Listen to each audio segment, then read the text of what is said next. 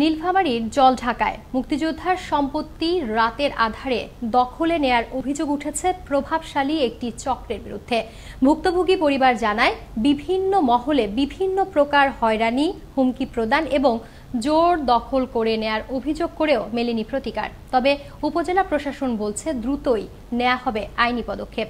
নীলফামারী থেকে ফরমান আলীর প্রতিবেদনে থাকছে বিস্তারিত।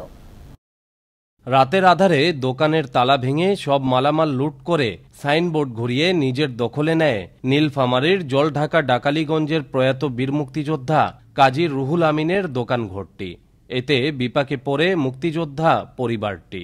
স্থানীয় প্রশাসনকে ম্যানেজ করেই ভুয়া কাগজপত্র দেখিয়ে রাতের আধারে দোকানঘর দখলে নিয়ে ব্যবসা পরিচালনা করছেন প্রভাবশালী আহাদ আলী, বলছেন বীর মুক্তিযোদ্ধার স্ত্রী ফেন্সি বেগম। হস্তক্ষেপ চাইলেন প্রধানমন্ত্রী শেখ হাসিনার।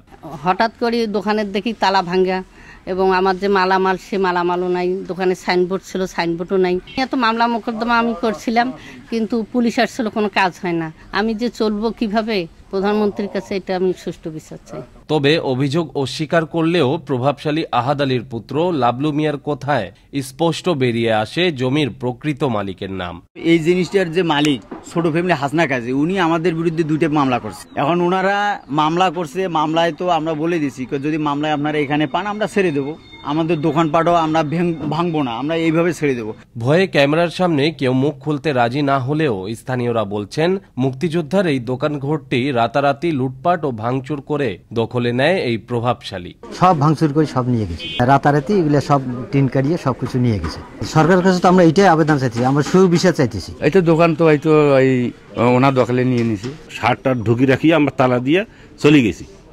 রাতে আমরা সংবাদ পেলাম যে তালা দুইটাই কাটছে। ওরা নারী ছোড়া প্রভাবশালী, ওরা তালা ভাঙি সব শেষ করে নিয়ে গেল। অপরদিকে মুক্তিযোদ্ধা সহ রাষ্ট্রের সকল নাগরিকের সুরক্ষায় সার্বক্ষণিক কার্যক্রম করে যাচ্ছে সরকার। প্রয়োজনীয় ব্যবস্থা গ্রহণের আশ্বাস এই কর্মকর্তার। বীর মুক্তিযোদ্ধা পরিবার বা রাষ্ট্রের সকল নাগরিকই যেন সুরক্ষিত থাকে, সেজন্য আমাদের সার্বক্ষণিক কার্যক্রম আছে। তবে আমরা থানায় পাঠিয়েছি এটি প্রয়োজনীয় ব্যবস্থা গ্রহণের জন্য।